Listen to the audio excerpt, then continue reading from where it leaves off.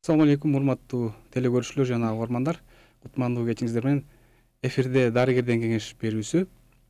Бүгүнкү берүүбүздө аял затына тиешелүү оорулар боюнча сүйлөшөбүз. Конобуз болсо Дамира Дооронова эжебиз, гинеколог, Сеннамед клиникасында иштейсиз. Кош келиңиз. Саламатсыздарбы? Ассаламу алейкум, саламатсызбы?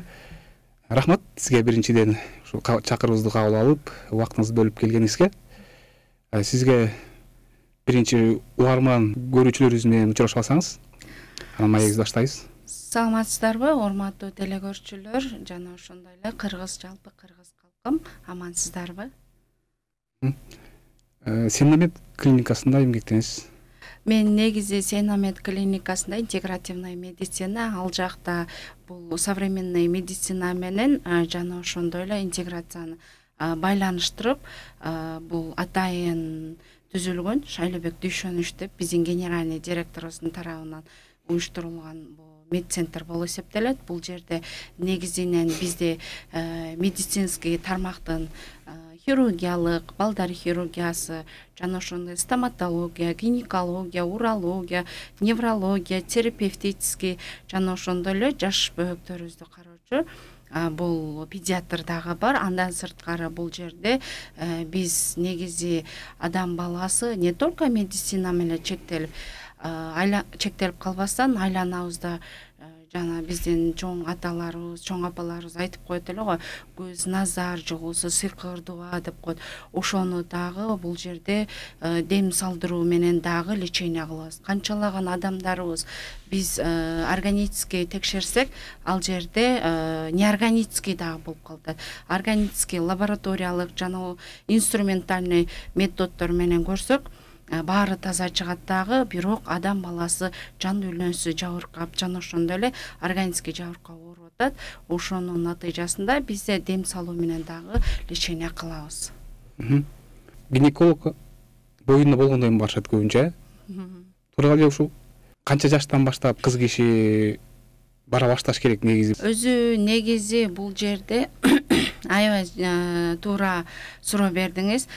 Биз качан гана турмушка чыккандан кийин биз боюбузда болтуруш үчүн, же болбосо төрөш үчүн, же болбосо төрөттөн кийин бир сыйра дарыгердин көзөмөлүнөн өткөрүп коюш үчүн бир көйгөй пайда болгондо. Көйгөй пайда болгондо гана барабыз. Өзү негизи чын-чынына келгенде жаш наристелерибиз төрөлгөндөн кийин бир 5-6 жашында бир УЗИ көзөмөлүнөн, лабораториялык көзөмөлүнөн бир сыйра өткөрүп коюш керек.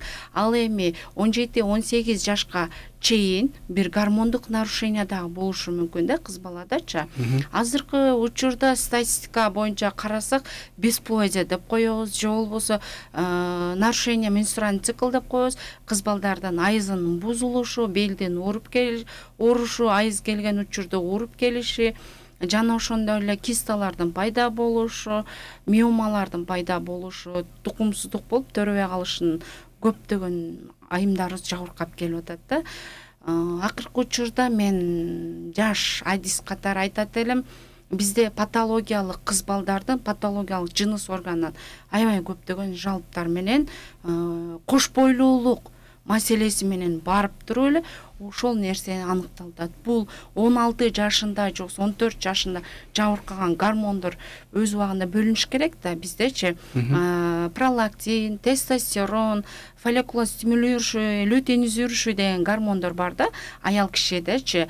Ошолор убагында жетилбей калып атат дагы, кыз турмушка чыккандан кийин боюнда болбостон ошол көйгөй менен барат. Чын-чынына келгенде аныктаганда бул жок дагы болуп атат да, мындай гормондорчу, же болбосо өтө көп, же болбосо жетишпей калуу процесстер аябай көп болуп атат. Мен ушул азыркы учурдан пайдаланып көптөгөн жаш энелерге кайрылат элем. Кыз бала 14 жаштан жогору бир медициналык кароодон сөзсүз өткөрүп койсоңуздар. Анткени азыркы учурда психологический жана телефон деген нерселер болду. Андан сырткары бизде жаш энелер Россияга кетип кыздын көзөмөлгө болбой калуусу, жана менструальный циклдын кандай келип атат, ошону да бир сыйра сурап, кызыгып, андан сырткары өз убагында туура тамактануу, туура эмес тамактануудан дагы ар түрдүү көйгөй болуп атат. Мисалы ошол туура эмес тамактанууларга нелер кирет? Туура эмес тамактанууга мисалы тест татым ар бир жерде чыгып атат да. Тест татым менен биздин студенттерибиз тамактанып жүрүп, биринчи эле гастрит пайда болуп атат. И андан сырткары бул уят нерсе деп элестетишет да. Биздин ата-энелер да гинеколог алып барса коркушат да. Сөзсүз ооруган учурда алып барат деп ойлойт да. Жок, гинеколог ар бир көзөмөлгө алып барып, детский гинеколог бар, ошо алып барып көзөмөлгө алып туруш керек. Себеби азыркы учурдагы эстроген деп коет, бул аялдык гормон, биздин жумурткаларыбыз жанагындай химикат жол менен жасалат. Андан сырткары жанагы эт азыктары да чыгып атпайбы, тууктун эттери, ошолорду жана ошондой эле бизде кальций азайып кетти, сүт ичпейт, творог жебейт, кашаларды, булар нехватка кальций болот дагы. Бирди экини төрөгөндөн кийин аялдарыбыздын тиши жабыркап, чачы түшүп, тырнак бузулуп, андан сырткары көптөгөн жабыркалуу болуп атат, аз кандуулук болуп атат. Ошон үчүн жаш энелерден суранат элем, ар бир кыз баланы бир сыйра гинеколог көзөмөлүнөн өткөрүп койсо, бул эч кандай зыянсыз деп эсептейм. Сөзсүз эле турмушка чыгаардын алдында эмес, же турмушка чыккандан кийин келбей, эртерээк, Эрте, канчалык эрте болсо ошончо жакшы. Эрте болсо ошончолук жакшы да. Өзү бул негизи бул гинекологический осмотр болбосо дагы консультация алып турса аябай жакшы болот да. Себеп дегенде ал энесин айта албай турган, эжекесин айта албай турган бул уяттуу нерсе деп эсептеп калышат да кыз балдарчы. Анан ошонун натыйжасынан кийин турмушка чыкканда көйгөй жаралып калат да. Өзү негизи мектеп программасына 11-класстабы же 10-класстабы мындай түшүндүрүү иштери ар бир мектеп программасына жылына бир жолу гинекологду чакырып, мындай кыздарга жеткиликтүү информация берип, ошондон өзүнө керектүү информация кыздар алып койсо аябай жакшы болот деп үмүттөмүн. Министрликке кайрылыш керек экен, ушул маселе боюнча. Жакшы болмок, министрликке кайрылсачы. Саламаттык сактоо министрлиги экөө биргелешип, ушундай бир иш-чара кылса. Ар бир мектептерге жок дегенде жылына бир жолудан осмотр болбосо дагы консультация катары берип койсо аябай жакшы болот. Рахмат. Урматтуу көрүүчүлөр жана угармандар, бүгүнкү темабыз боюнча сиздерде суроо болсо бизге жиберсеңиздер болот. Номер экранга чыгат, ошол номерге WhatsApp аркылуу жиберсеңиздер, бүгүнкү коногубуздан жооп алып беребиз. Анан Дамир эже, азыр негизи эле учурда эң көбүрөөк кайсыл оору менен силерге кайрылып атат? Жакшы суроо. Бул биринчи эле учурда бизге мен гинеколог катары дагы биринчи бесплодие боюнча аябай кайрылуулар көп болот. Тукумсуздук. Тукумсуздук боюнчачы. Тукумсуздук деген эмне? Бул тукумсуздук деген эгерде жолдошу менен келинчеги 1 жыл же болбосо 2 жыл жанагындай боюнда болбоо каражаттарын колдонушса, боюнда болбосо, бул биз тукумсуздук деп эсептейбиз. Бул тукумсуздук эмнелерди алып келет? Кайсы эмнеден кийин чыгат? Биринчи бул гормондук нарушение болушу мүмкүн, психологический нарушение болушу мүмкүн, же болбосо жанагындай бизде ар түрдүү тамак аштардын зыянсыздыгынан, витамин жетишпегендиктен болушу мүмкүн. Андан сырткары урогенитальный инфекция деп коебуз, жугуштуу жанагындай жаман инфекциянын илдетинен дагы болот. Ошондой эле бул өз убагында туура тамактанбай, өз убагында туура психологиялык информация жетпегендиктен айынан дагы бул тукумсуздукка алып келип атат да. Катуу чочуп, катуу сүйүнүп кеткен учурда дагы бизге жаман нерсенин натыйжасынан дагы бул тукумсуздукка чалдыгып калат. Себеби мен Сенамед клиникасында иштеген адис катары айтамын, бизде эки тарап менен карайт. Биринчи тарап, мен келген эки жубайды бир сыйра колунда болсо кагаздарын карап чыгабыз да, гормондук жана ошондой эле зоб июньдун айынан дагы көптөгөн тукумсуздуктар алып келип атат. Гиперпролактинемия деп атат. Мээнин баштын так ортосунда бир нокот сыяктуу мээ бар. Ал мээ кандайдыр бир опухоль болуп калганда, же болбосо киста, суу пайда болуп калганда ошол гормон пролактин көп чыгып кетет. Ошонун натыйжасынан тукумсуздук алып келет. Ошого окшогон көйгөйлөрүн карап чыгабыз дагы, эмне маселе болсо ошого карап лечение кылтабыз. Кээ бир жубайлар келип атат бизге, анализдеринин бардыгы эки тараптын таза, бирок боюнда болбогонуна 8 жыл, 12 жыл, 16 жыл, 23 жыл, 30 жыл дегендер бизге кайрылып атышат. Аллахтын буйругу менен боюнда дагы болуп атат. Эми причиналарына, көйгөйүнө жараша биз лечение кылабыз. Андан сырткары эки тараптын анализдер таза чыга турган болсо, биз анда туура эле молдого жөнөтөбүз. Бизде дем салган Кыргызстандан, Египеттен бүтүп келген аябай күчтүү, мындайча айтканда такыба деп коебуз. Ошондой балдарыбыз бар. Аларыбыз дем салуу менен да лечение кылат. Себеп бизде азыркы учурда, акыркы учурларда көйгөйлөр көп болуп атат. Көз тийүү, арабча хасат деп коет экен, көрө албастык, же болбосо жанагындай сыйкыр аркылуу дагы жасатып койсо, бул жадыңга жаман нерсе отуруп, ошонун натыйжасынан дагы аял киши да, эркек киши дагы тукумсуздук болуп, жыл сүрүп калат экен. Бардык нерсе Аллахтын колунда экен, шифа. Биз жөн гана себепчи болуп атабыз. Канчалаган жубайларыбыз сүйүнүчүнө биз дагы мындай күбө болуп атабыз да. Эненин ден соолугу таза болсо, андан ден соолугу таза бала төрөлөт да. Туурабы? Ооба. Ошон үчүн ден соолугу таза болуш үчүн аял затынын келечектеги энелерин да айтып өттүбүз жогоруда. Жок дегенде осмотр кылмаса дагы консультация алып коюш керек депчи. Андан башка дагы кандай? Андан башка консультация алат дегенде, бул жерде биз эненин келгенде, эжеке кыздарын ээрчитип келгенде состояниясын көрөбүз. Кимдир бирөө аскандуулук менен ооруйт. Аскандуулук менен чарчай берет, шалдырай берет. Кимдир бирөө азыркы турмуш шартына байланыштуу бир эмес эки жерде иштешет. Физикалык жактан дагы, психологиялык жактан дагы удар алып атышат. Андан сырткары бизде түрдүү көйгөйлүү оорулары болушу мүмкүн. Туберкулез, же болбосо жанагындай ичек карын оорулары, же болбосо жугуштуу оорулар болуп атат. Ошолорун биз келген кыздын биз суроо беребиз да, ошол жалобына карап направление беребиз. Анализ крови, лабораторияга исследование деп коебуз, УЗИден өткөрөбүз, рентгенден өткөрөбүз.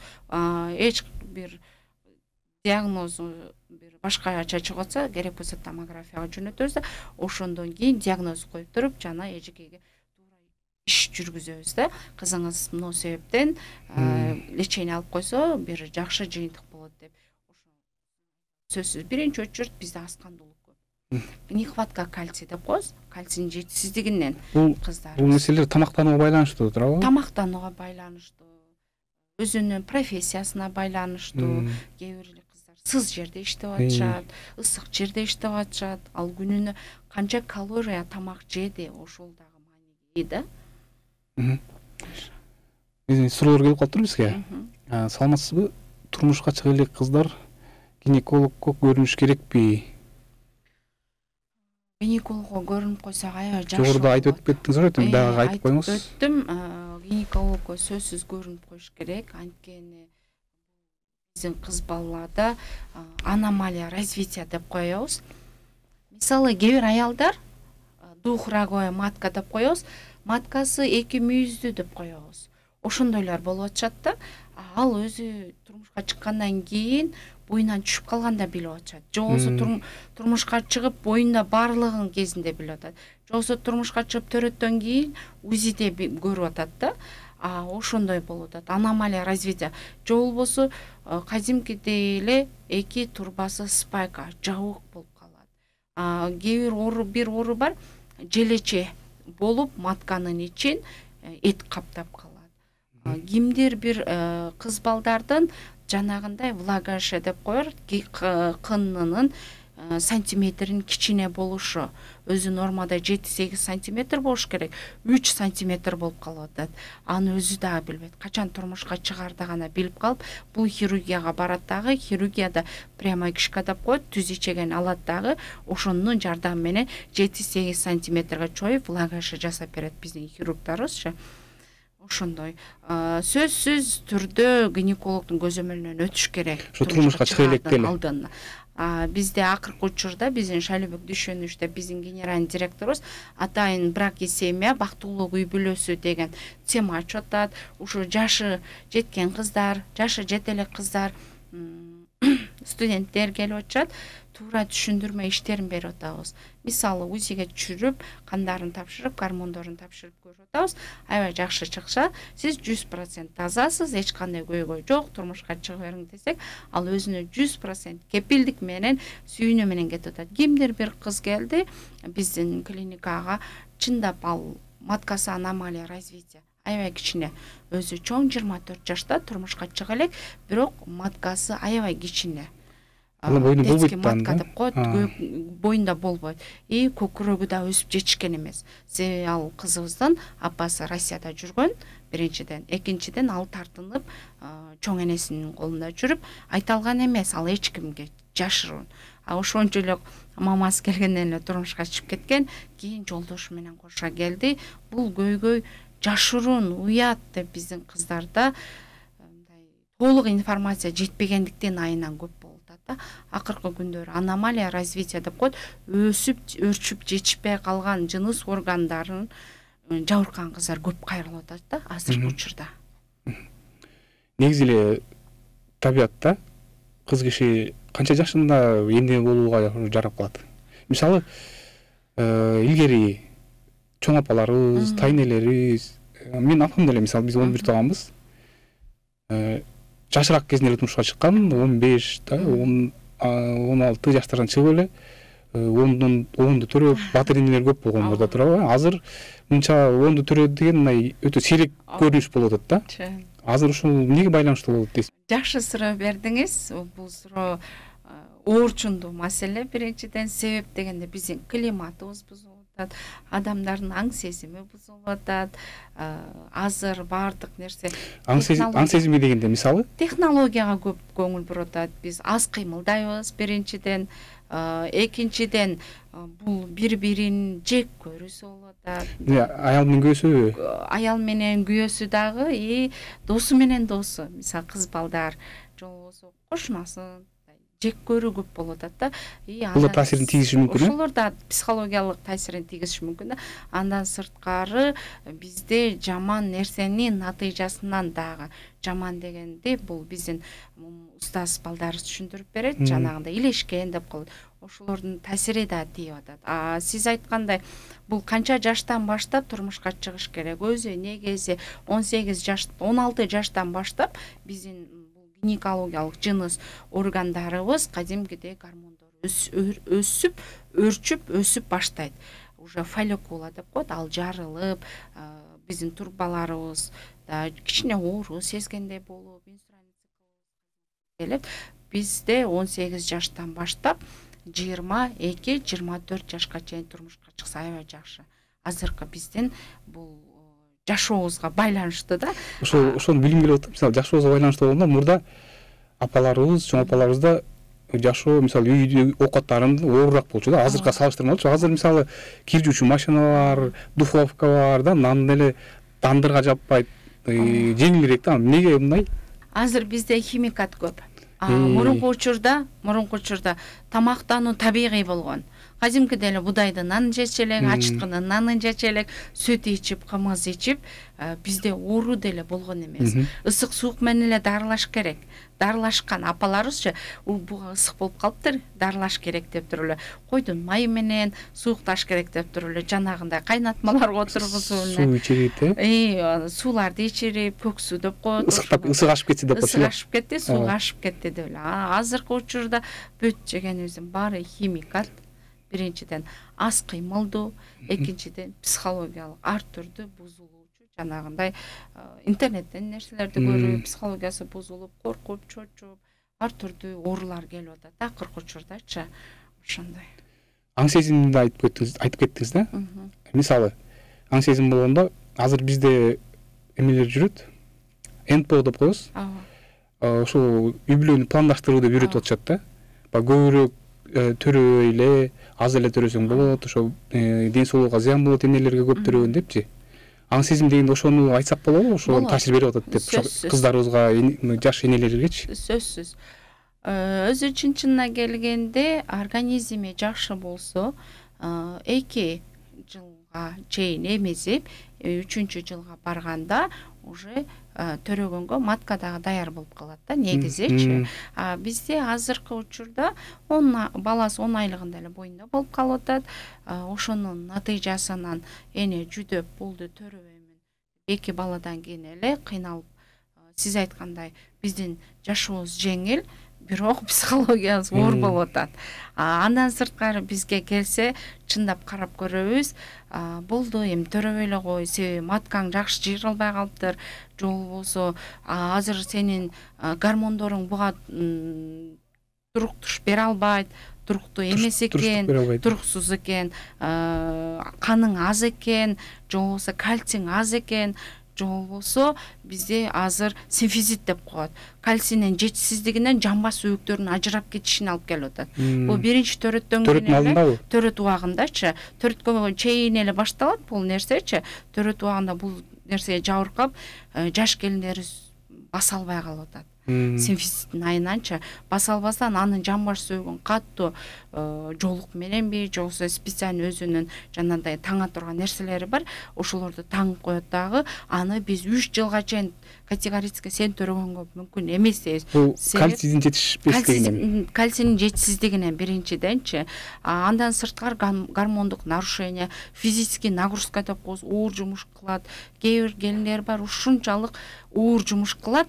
Аларга даже боюнда барында дагы аё да, кароо да жок болуп атат да, кээ бир келиндерде. Кээ бир келиндерде аябай көзүн карап отурсак деле симфизитке алып келип атат. Или тиштеринин түшүүсүнө алып келип атат, чачтардын түшүүсүнө, жана ошондой эле акыркы учурда биздин Сеномед клиникасына эрозия шейка матка, миома шейка матка, миома матка, жана ошондой эле полип деген бүтүндөй онкологиялык предраковый оорулар аябай көп кайрылып атат. Ошонун натыйжасынан биз аларга төрөбөшүңүз керек деп убактылуу консультация беребиз да, алар таптакыр эле аң сезимин өзгөртүп алат.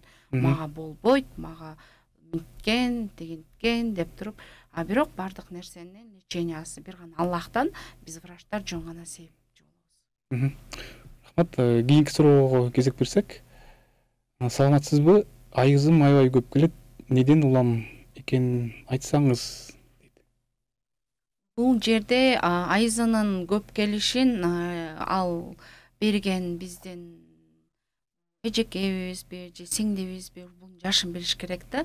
Балким турмушка чыга элек кыздар, балким турмушка чыккан чоң эжекедир. Эки вариантын айтып көрүңүзбү? Биринчи варианты турмушка чыга элек кыздардын айызынын бузулушу бул гормондун жетишсиздигинен же болбосо жанагындай кечке психосоматика деп коебуз.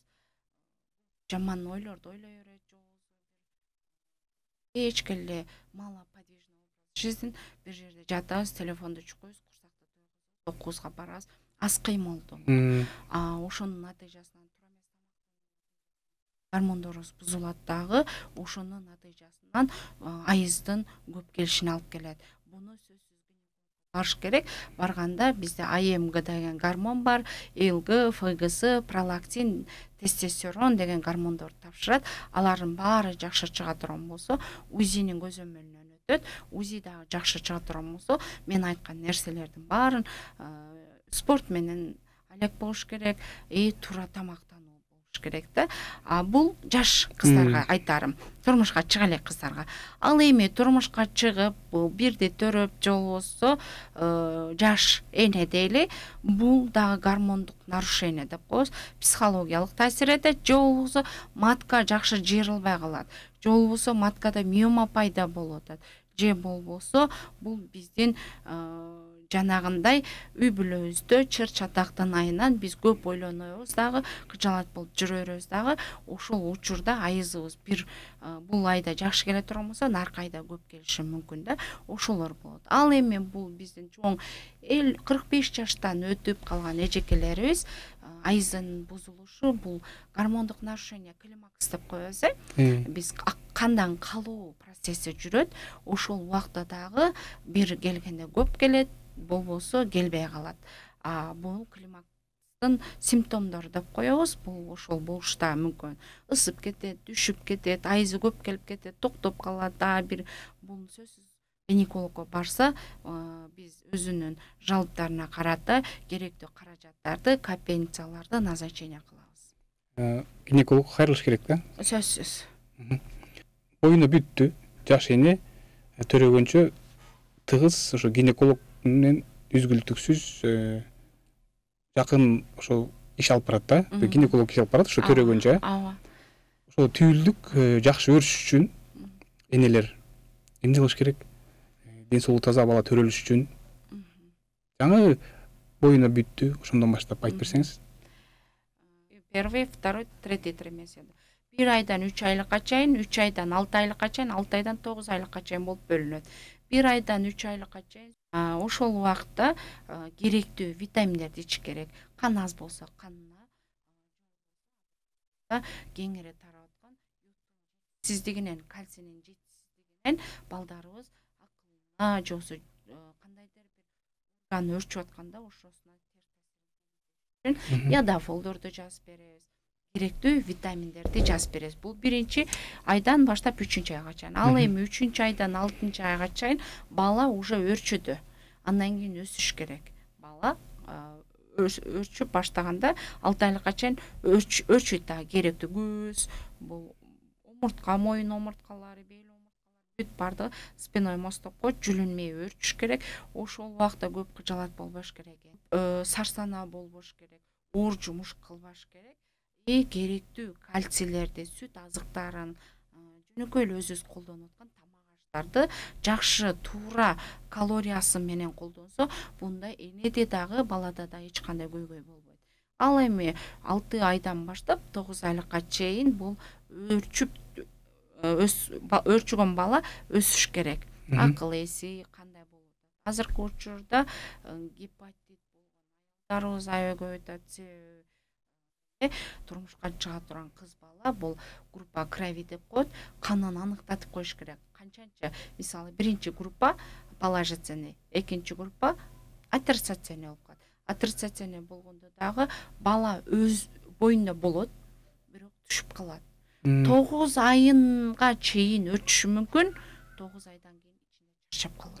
Жана атанын эненин канын группасы бир болуп калганда. Группасынын бир болуп калышы, терс болуп калышы дагы бул балага терс таасир.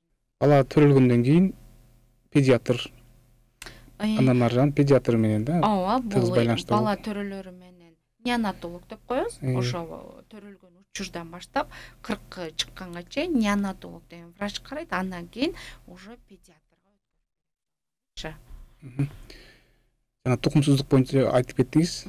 Анан да бир маалымат окуп калдым да, толугураак аялдардагы ошо боюна болушу кыйыныраак болот деп. Муну канчалык деңгээлде чындыгы бар? Чын-чынына келгенде бул толуп кеткен же болбосо кыз бала өзүнүн переходный возраст деп коебуз, өсүп, уже аң сезими өсүп баштаганда кандайдыр бир үй бүлөлүк чыр-чатактын айынан психологиялык удар алат дагы, ошол дагы аң сезимине таасир этип калат да кыз баланын. Ошонун натыйжасынан кыз бала ойлонуп жүрүп, психосоматика деп коебуз, ушул таасир этет дагы, ошону ачылат деп коебуз. Мындай жашоо башкача болот. Эми психолог десе эле кечке эле психологко барыш эмес, туура багытта Аллахты таанытуу психологдор бар да. Аллах сен жараткан, Аллах туура багытта жол көрсөтүп атат, Аллах бар деп туура багытта жол көрсөтсөк, бул кыз бала ою өзгөрөт дагы, арыктоо процессине дагы отурат да. Ал эми психолог десе бир башкача методдорду колдонуп, жана өзү стресс болуп аткан кыз баланы дагы аң сезимине 2 эсе удар берип коюп аткан психологдор дагы болот. мен айтарым бул кыз балага азыркы жаш энелер намаз үйрөтүп койсо бул намаздын артында чоң бактылуулук бар. Намазга жыгылган же болбосо Аллахты тааныган адамга эч бир нерсе зыян келтире албайт. Биринчи психологиялык жактан, психологиялык жактан зыян келбегенде ал бизде жана сөз бар го, кандай бир инсан болбосун бир муштум эт болот. Ал эт качан тынчалат? Ал Аллахты эстегенде тынчалат десе, ошон үчүн Аллах бар десек, Аллах бар деген кыз балада эч кандай гормондук да нарушение болбойт. Аны коркутсаң да коркпойт, анткени Аллах мага жардам берет дейт. Чын-чынына келгенде Аллахтын кудурети менен, Аллахтын керемети менен сенин боюңда болбойт деп чыгарып койгон кыздарыбыздын боюнда болот. А сен бол ошо менен всё, сага эч ким жардам бере албайт. Кээ бир кыздар бар да, такыр тукуму жарылбаган, тукуму өспөгөн, өзү нормада 7ден өйдө өсүш керек да, 25ге чейин, 30га чейин да, 22-лерде барып жарылыш керек. Жарылганда жана уруктук киргенде жана аны кармап калат да, боюнда бүтүү процесс башталат. Кээ биркилердики такыр жарылбайт, такыр жок дагы. 0,5 миллиметрге чейин барат да, болду, токтоп калат. Аны биз айтабыз, сен болду, болбойсуң, башка бирөөнүн уруктугун алып келсең, күйөөңдүн уруктугун салып туруп, маткага жатынга баланы өстүрөбүз деп коебуз. Эко жолу менен деп коебуз, ошондой деп коет. Бирөөнүн уруктук, мисалы сиңдисинин уруктугун алып, же болбосо эжекесинин жакын туугандарын. Жок, Аллахты эстесек, Аллахтын кудурети менен жок дегендер дагы пайда болот. Мисалы биздин Сена медклиникасында эки тарапты каратабыз. Биринчиден биз медикаментозун, ал эми экинчиден Куран аятты кошу менен, ал дегени бул дем салуу менен, дем ыймандууларга шифа. Ыймандуулар кимдер? Бирөөнүн акысын жебеген, бирөөнүн акысына кирбеген.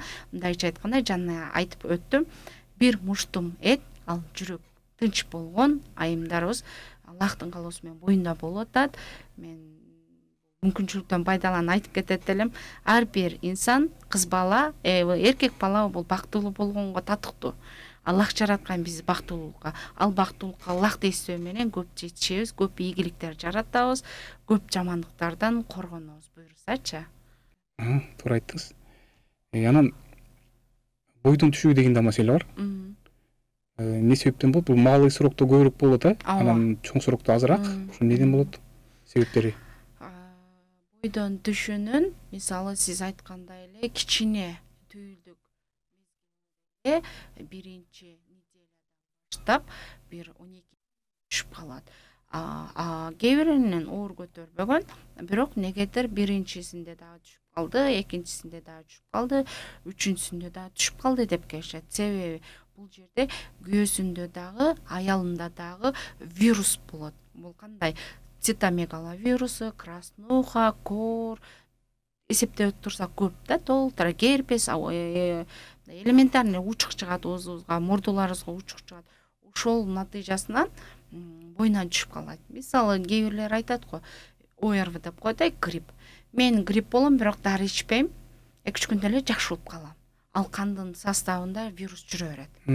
Качан бойдо болгондо атасынын жанынан, канынан бул сперма пайда болот, эненин жатына түшүп калат дагы, эненин жатында жок болсо дагы бул жыныс жол менен жугуп калышы да ыктымал. Бул вирустар же болбосо атасынын жанынан жаралган бала сөзсүз алсыз болуп калат. Анткени канында бул вирус жүрөт. Ал вирусту аныкташыбыз керек.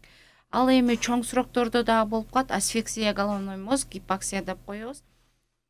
Эне көп кыжалат болуп жүрө берет, жумуш кылып жүрө берет дагы.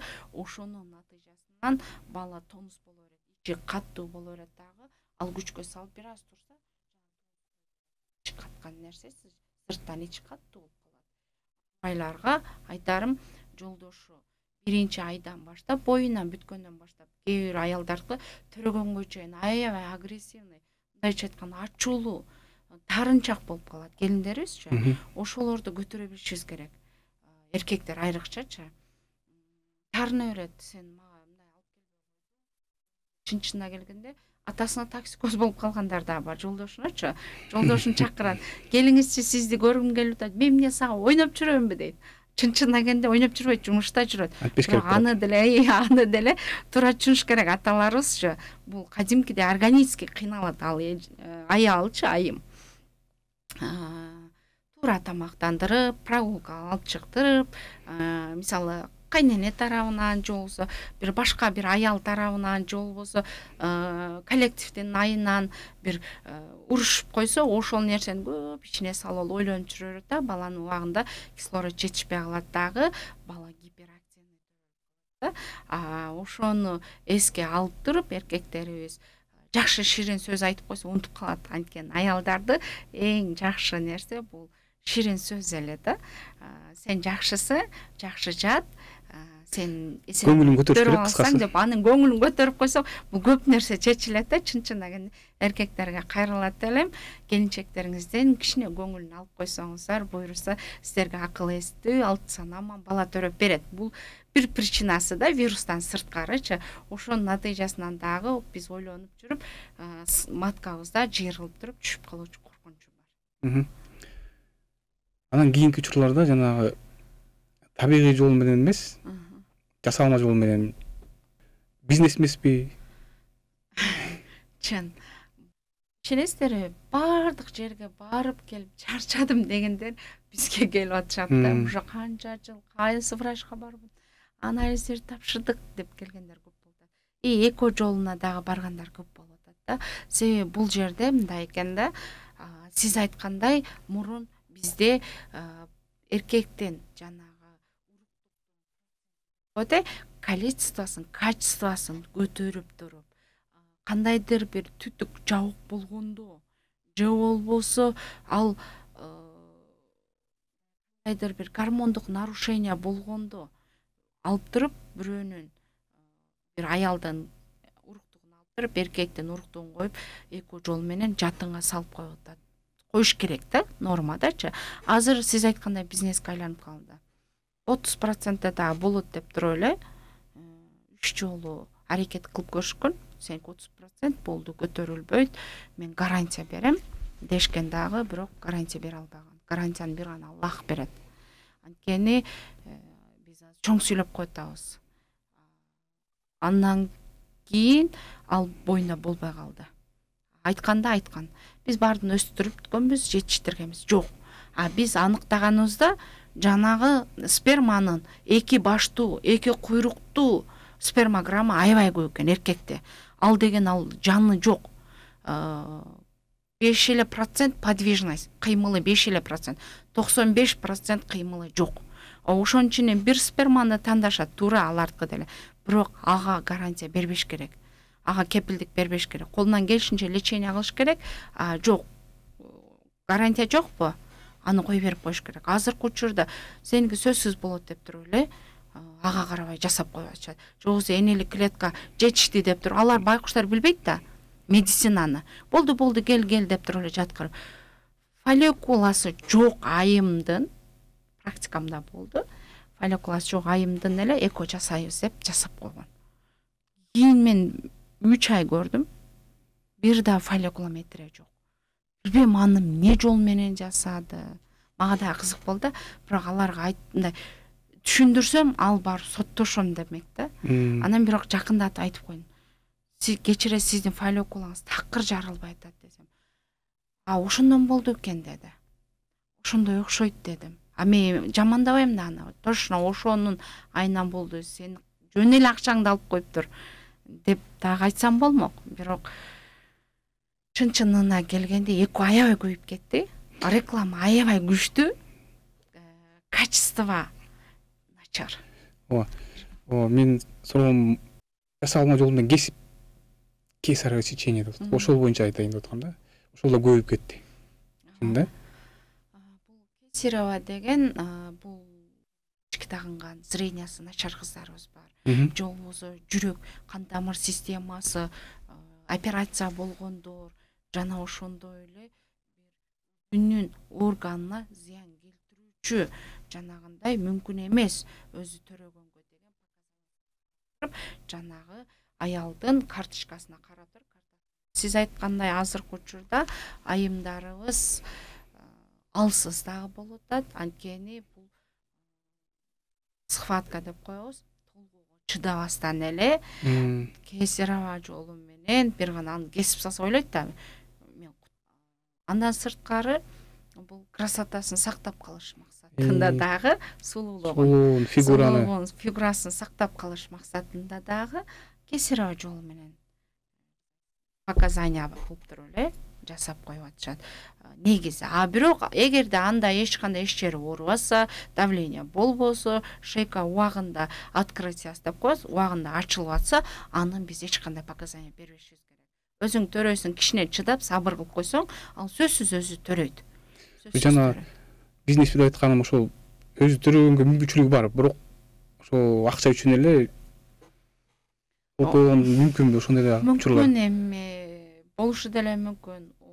10 адамдан бир 3-4ü акча маселесинде деле жасап коюшу мүмкүн. Андан сырткары жанагы аял киши маткасы сокращение болбой калат дагы, уже атония кишечника деп коет. Кишечниктер, мочо пузырлар, табарсыктар жыйрылбай калат дагы, мача чыкпай калат. Матка сокращение болбой калат.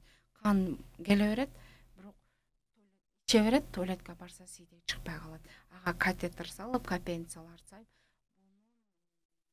пайдалуулугунан зыяны көбүрөөк, бирок албетте сабырдуу болсо, бүт баары жакшы болот. Органически дагы жакшы болот, өзүнүн психологиясына дагы жакшы болот. Анткени 3-4 кесир аба жолу менен төрөсө, андан кийин мүмкүн эмес деп келет. Себеби кайра матка кесиле берсе, шов деп коет, жана тиркен жерлерине күч келип калышы ыктымал деп коебуз. Ошон үчүн эң жакшы бул табигый жол менен эле төрөгөн жакшы айымдарга кайрыларым. Биринчи төрөтүндө ошондой жол менен төрөдү, кийинкисинде табигый жол менен төрөй алабы, төрөй албайбы? Төрөйт. Себеби биринчисинде белок көбөйүп кетип, бөйрөк күч келип, бөйрөк шамалдап калып деп коебуз, пиелонефрит деп коебуз. Инфекция түшүп калып, туз көбөйүп кетип, ошонун натыйжасында бул убакта давление көтөрүлүп кетип, биз экстренный случай анын мамашанын калоосуна карабастан биз көрсөтмө беребиз, ушундай болду, биз срочно алып киришибиз керек операцияга дейбиз. Алар жакындары кол коюп берет, ошону менен төрөп калат. Жылдан 3 жылга чейин жакшы сактанып, шовтору жакшы болсо, ал өзүнүн табигый жол менен төрөгөн айымдар аябай көп. Дагы бир жаман нерсе бар, аборт деген. Кээ бир учурда ошо аборттон кийин таптакыр эле эне болуу мүмкүнчүлүгүн ажырап калат, ошол кандай учурларда болот? Же болбосо ревматоидный артрит, артроз, сөөк муун системасы жабыркаган аялдарыбызга показания берчү, же болбосо онкологиялык шишик ооруларга биз карама каршы болбойт бул төрөгөнүң. Ошолорго мындай карап туруп эле берилчү эле. Азыркы учурда бул биринчиден жаш кыздарыбыз алданып калып, же болбосо ишенин ичине кирип алып үйлөнөмүн деп, же болбосо үйлөнүп алгандан кийин ата-энесине жакпай калып, ал кызды таштап кетип, ажырашып кетип, ошонун натыйжасында мен өзүмдү кантип багам, ата-энеме азыр никесиз коркуп, ата-энесинен коркуп жасатып атышат да абортту. Чын бул чоң күнөө биринчиден, экинчиден чоң бир айым үчүн чоң зыян. Себеп матканын ички катмары ошол жабыркап калса, ал боюнда болбой калыш коркунучу дагы бар. Ошол убакытта биз кээ бир врачтар дары беришет, гормондук нарушение болуп калат да, көкүрөк бездерин чочуп, себеп боюнда барында көкүрөккө сүт келип баштайт да, мындай сүт жолчолор ачылып баштайт. Ошол жолчолор убагында жакшы рассасывание болбойт, тарабай калат дагы, көкүрөктө фибронозный мастопатия деп коет, өсө турган клетка пайда болуп калат. Рак молочной железа, рак женский жакка алып келип атат. Пайдасынан зыяны көп. Эгерде ал энеге чындап эле бала төрөгөнгө мүмкүн эмес десе, бул биздин чоагажы устазыбыз айткандай, биринчи айдан 12 неделяга чейин бул жаны жок, уже 11-12 неделядан баштап жүрөк системасы өрчүп баштайт. алдырып койсо бул чоң суроо болуп атат, күнөө болот деп келет, күнөө эмес болуп келет деп келет. Буну акылдашып туруп алдырып койсо бул боло турган нерсе экен. Жок, андай боло турган сала турган нерсе, бул иш чын экен. Азыркы учурда модага айландырып. Ничего страшно деп туруп дарын ичип алат, андан кийин көптөгөн жаман нерсе биздин кыздарыбыз, апаларыбыз. Жеңил нерсе дейли кабыл алынып атат да. Сиз айткандай диний көз карашта дагы эч кандай себепсиз бойунан алдырса, жалын салынып калгандан кийин бул адам өлтүрдү дегенге эле эсептелип күнөө деп айтылат да диндечи. Билинбейли бизге берилген убакыт аягына келип атат. Сиз ошо бүгүнкү темабызды жыйынтыктоо иретинде энелерге, келечектеги энелерге, аталардын эле тиешеси бар дедиңиз, аталарга деле кайрылуу кылып коюңуз. Жакшы суроо болду, урматтуу айымдар, урматтуу жаш энелер, жана ошондой эле биздин апалар. Сиздерге кайрыларым, бул аял киши, бул Аллахтын аманаты деп келебиз. Кыз бала бул Аллахтын аманаты, атанын аманаты деп келебиз. Ошон үчүн азыркы учурда сөзсүз кыздарыңыздарды бош койбосо, бир спорт менен алектендирип, же болбосо бир курстарга берип, кызыгуусун ойготушуңуз керек. Келечекте ким болуу кызыгуусунчу, ошого көбүрөөк берип, көзөмөлгө алып, кандай сайттарда жүрөт, ошолорго көбүрөөк көзөмөлгө алып, ким менен жүрөт, айланасындагы дос душманы деп коебуз, кыз бала кандай кыздар менен сүйлөшөт, чөйрөсүн дагы бир сыра көзөмөлгө алсаңыздар, бул жаш ата-энелерге кайрыларым, аталарга кайрыларым, көбүрөөк кыздарыңыздарга мээр бериңиздер. Анткени бул кыз бала сиздин аманатыңыз турмушка чыкканга чейин. Көбүрөөк ата менен сүйлөшкөн кыз баланын аң сезими такыр башка болот экен. Ал эми атага мээримге зар кыздарыбыздын психологиясы тез эле өзгөрүп калышы мүмкүн экен. Ал эми жаш энелерге кайрыларым, сөзсүз түрдө гинекологго бир осмотр кылбасаңыздар дагы консультация алып, кандай болуп атат, кыздарыңыздын организми үчүн кызыгып коюңуздар. Ал эми жаш кайненелерибизге айтарым, келинеңиздерди боюнда бардан баштап төрөгөнгө чейин кичине аяр мамиледе, туура тамактанууда, туура жол көрсөтүүдө, кичине сабырдуулук менен кабыл алсаңыздар, аман эсен келиндериңиздер бул сиздердин түбөлүк болуп калат буйруса, акыл эси менен. Андан сырткары бул кыргыз калкыма кайрылат элем. Барыңыздарга ден соолук, сөзсүз түрдө ооруп эмес, оорубай туруп көзөмөлгө болуп, өзүңүздөрдүн ден соолугуңуздар лечение кылыш оңой болот. Чем ооруну дарылагандан көрө оорунун алдын алсак аябай жакшы болот. Эгерде мүмкүнчүлүгүңүздөр болсо, биздин Сеннамед сурооңуздар болсо барсаңыздар болот, телефон чалып консультация алсаңыздар болот биздин кыздардан. Клиниканын дарегин, анан номерин айтып койсоңуз. Биздин клиника Сеннамед клиникасы интегративный медицина деп коет, жана ошондой эле Сеннамед бул Доронбек Садырбаев 369 биздин Баха көчөсүндө жайгашкан. Биз ошол инстаграмга кирсеңиздер болот, телеграмга кирсеңиздер болот, Сеннамед деп.